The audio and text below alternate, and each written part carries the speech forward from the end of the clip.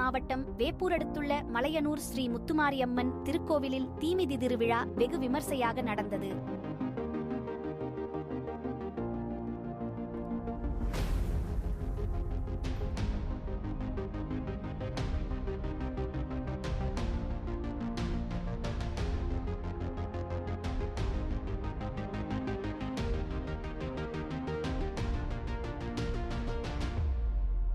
கடலூர் மாவட்டம் வேப்பூர் அடுத்துள்ள மலையனூர் கிராமத்தில் ஸ்ரீ முத்துமாரியம்மன் திருக்கோவிலில் திருவிழா நடந்து வருகிறது.